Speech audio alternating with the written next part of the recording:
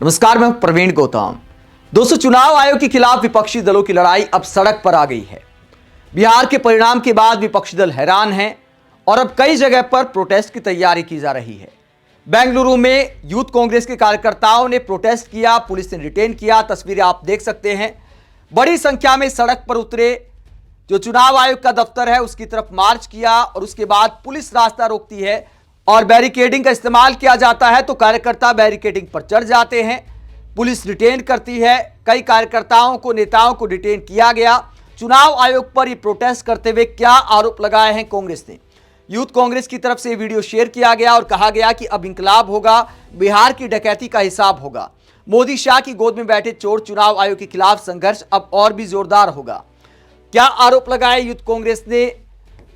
यह आरोप लगाए हैं कि पहले महाराष्ट्र में खेल किया गया, उसके बाद हरियाणा में खेल किया गया और यह कहा गया है कि एक चीज साफ हो गई है कि भारत की जो डेमोक्रेसी है वो चुनाव आयोग के अंडर में खतरे में है। ये कांग्रेस ने आरोप लगाया है और यह कहा है कि भविष्य में भी लगातार प्रदर्शन किए जाएंगे और वोट चोरी को रोकने के लिए कांग्रेस पूरा प्रयास करेगी। तस्वीरें शेयर की गई हैं और यूथ कांग्रेस के प्रेसिडेंट, उनको भी डिटेन किया गया था। वो क्या कहते हैं, प्रोटेस्ट में क्या कहते हैं चुनाव आयोग पर, यूथ कांग्रेस के जो अध्यक्ष हैं उदय भानु, उन्होंने क्या आरोप लगाए हैं चुनाव आयोग पर, जरा सुनिए। इसलिए मोदी जी एक नया खेल खेलने आए हमारे देश के लिए, हमारे देश के खिलाफ। वो खेल है वोट चोरी का खेल, साथियों।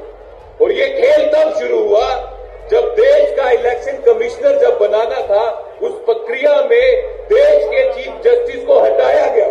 जी हां साथियों, इस बार जब देश का जो इलेक्शन कमिश्नर ज्ञानेश बना है, उस प्रक्रिया से देश के चीफ जस्टिस को हटाया गया, क्योंकि मोदी जी को इस बार देश का इलेक्शन कमिश्नर नहीं चाहिए था, बल्कि इलेक्शन कमिश्नर के रूप में अपना पीए चाहिए था, जो खुलेआम बीजेपी के लिए काम करे, काले धंधे करे, और वो करने में कामयाब रह रहे साथियों। लेकिन ये कामयाबी उनकी ज्यादा देर तक हम चलने नहीं देंगे। जब एक युवा, एक भारतीय जब मशीन में वोट डालता है ना, तो वो सिर्फ वोट नहीं डालता, वो देश का भविष्य तय करता है साथियों। और जब इस देश के भविष्य के साथ खिलवाड़ हो जाएगा, तो फिर देश जो है बाकी चीजों से नहीं, ऐसे विश्वासघात से टूटता है। तो हम सब जो युवा हैं, हम सब जो साथी हैं, राहुल जी के सिपाही हैं, हमारा कर्तव्य बनता है कि देश को टूटने नहीं देना और ये लड़ाई लड़नी है। ये जो इलेक्शन कमिश्नर है, ये जो इलेक्शन कमीशन है, ये प्राइवेट लिमिटेड बीजेपी की बन चुकी है। आज की तारीख में इलेक्शन कमीशन का काम ये नहीं है कि चुनाव सही से हो, इसमें कुछ गलत ना हो। आज की तारीख में इलेक्शन कमीशन का काम ये है कि मोदी जी, मोदी साहब कैसे खुश रहे, उनकी सत्ता कैसे बनी रहे, ये खेल खेला जा रहा है साथियों। और जब चुनाव होते थे, हमारे देश के चुनाव की जो प्रक्रिया थी, वो एक लोकतंत्र का महोत्सव हुआ करता था। और आज के जो चुनाव है वो एक लड़ाई बन चुकी है कि सत्ता में किस तरह कायम रहे, ताकि उसके लिए देश के संविधान को, देश के लोकतंत्र को तोड़ना है तो पीछे हटने का काम मोदी और इनका जो पीए है गणेश, वो नहीं कर रहा है। हर एक सीमा पार कर रहा है गिरने की, चाहे नरेंद्र मोदी हो, चाहे इलेक्शन कमिश्नर गणेश हो, जो मोदी जी के पीए का काम करके देश के लोकतंत्र को खराब और नीचा दिखाने की कोशिश कर रहे साथियों। ये जो गंदा खेल देश के लोकतंत्र को खराब करने का, लोकतंत्र को खत्म करने का नरेंद्र मोदी और उनका चमचा गणेश खेल रहा है, ये यूथ कांग्रेस का कोई भी साथी पूरे देश में बर्दाश्त नहीं करेगा। और आवाज उठाएंगे इस करप्ट इलेक्शन सिस्टम के खिलाफ, इस करप्ट तानाशाह मोदी के खिलाफ, जो देश के लोकतंत्र को खत्म करने की कोशिश कर रहा है। और इस आवाज को, इस आगाज को जब शुरू करेंगे, मेहनत करेंगे और ये जंग जीतेंगे, ताकि देश का संविधान, देश का वो संविधान जो देश के नेताओं के बलिदान से बना, चाहे वो नेहरू जी हो, गांधी जी हो, सुभाष चंद्र बोस हो, भगत सिंह जी की कुर्बानी हो, वो संविधान को जाया नहीं जाने देंगे साथियों। और ये चुनाव को हम सही से हो, इसकी पूरी लड़ाई लड़ेंगे।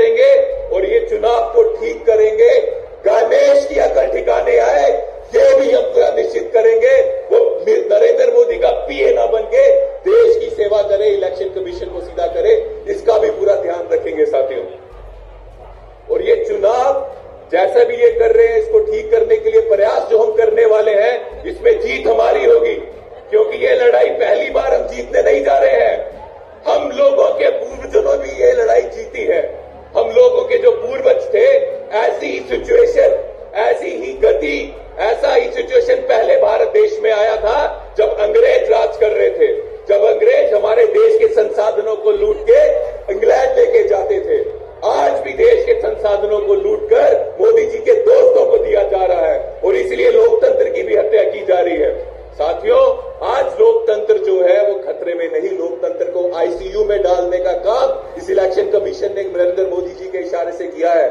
इसके खिलाफ हमें आवाज उठानी है और ये जो गिरता हुआ लोकतंत्र है जो नरेंद्र मोदी जी गिरा रहे हैं उसको ठीक करने का काम करेंगे। और उपेक्षा ये हम आपसे करते हैं, हम सब यहाँ जो करते हैं, देश के लोकतंत्र को ठीक करेंगे, ये लड़ाई लड़ेंगे ताकि आने वाले समय में कोई भी गणेश नाम का या वैसा आदमी जो देश की उस सीट में बैठ जाए, उस सीट में पहुंच के देश के लोकतंत्र को खत्म करने का काम करे, तो उसको ये याद रहना चाहिए, गणेश को ये याद रहना चाहिए, जब सत्ता परिवर्तन होगा तो सब हिसाब लिया जाएगा। वो अधिकारी जिन्होंने देश को लूटने का, देश के लोकतंत्र को खत्म करने का काम किया है, वो भी छोड़े नहीं जाएंगे, कार्रवाई होगी। तो कांग्रेस के कार्यकर्ता दावा करते हैं कि जो ज्ञानेश कुमार है मुख्य चुनाव आयुक्त, वो पीएम मोदी के लिए काम कर रहे हैं। 200 वोट चोरी का आरोप बिहार में लगाया है कांग्रेस ने, 2 हफ्ते के अंदर सबूत देने का भी दावा किया है।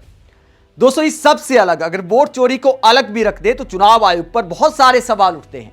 ऐसा लगता है कि बिहार चुनाव हो या उससे पहले कई राज्यों का जो चुनाव हुआ, वो पीएम मोदी तो चुनाव आयोग के दायरे में आते ही नहीं है। पीएम मोदी के भाषणों को लेकर कोई नोटिस तक नहीं गया है। जेपी नड्डा के नाम लोकसभा चुनाव में एक लव लेटर जरूर लिखा था चुनाव आयोग ने कि अपने स्टार प्रचारक को समझाइए, उसमें भी पीएम मोदी का नाम नहीं लिया था। यह कहा था कि आपके जो सबसे बड़े स्टार प्रचारक हैं उनको समझाइए कि इस तरह की भाषा का इस्तेमाल ना करें। कायदा यह बनता था कि पीएम मोदी के नाम ही नोटिस जारी होना चाहिए था, कांड बताओ नोटिस जारी करना चाहिए था कि आप ऐसे शब्दों का इस्तेमाल चुनाव प्रचार में क्यों कर रहे हैं। चुनाव आचार संहिता में साफ लिखा है कि आप धर्म के नाम पर वोट नहीं मांग सकते, आप मंदिर के नाम पर वोट नहीं मांग सकते, आप दूसरे नेताओं को धर्म के खिलाफ बताकर भी वोट नहीं मांग सकते। तो इन सारी बातों को लेकर चुनाव आयोग लगता है कि देश में है ही नहीं। इसके अलावा जो 10,000 की योजना है उसको लेकर भी सवाल उठते हैं, जो साफ तौर पर दिखाई देती है कि चुनाव के मद्देनजर महिलाओं के खाते में 10-10 हजार रुपए ट्रांसफर किए गए और चुनाव के दौरान भी ट्रांसफर हुए। चुनाव आयोग ने कहा कि यह तो पहले से ही योजना बन गई है, मतलब चुनाव डिक्लेयर होने से कुछ दिन पहले कोई योजना आती है तो क्या चुनाव आयोग उसको होल्ड नहीं कर सकता? क्या पहले ऐसा कभी हुआ नहीं है? तो सरेआम बिहार में जो खेल किया गया वो चुनाव आयोग पर गंभीर सवाल उठाता है। मैं कहता हूं वोट चोरी से अलग बहुत सारे सवाल हैं। इन सारे फैक्ट को देखते हुए अगर मुख्य चुनाव आयुक्त ज्ञानेश कुमार प्रेस कॉन्फ्रेंस में कहते हैं कि हम तो एम्पायर हैं, हम तो निष्पक्ष हैं, तो ये बात मजाक से ज्यादा कुछ नहीं दिखाई देती। आप चुनाव आयोग के खिलाफ कांग्रेस के और विपक्षी दलों के इन आरोप को लेकर क्या सोचते हैं? कमेंट बॉक्स में अपनी राय जरूर दें, साथ ही चैनल को सब्सक्राइब भी करें। नमस्कार।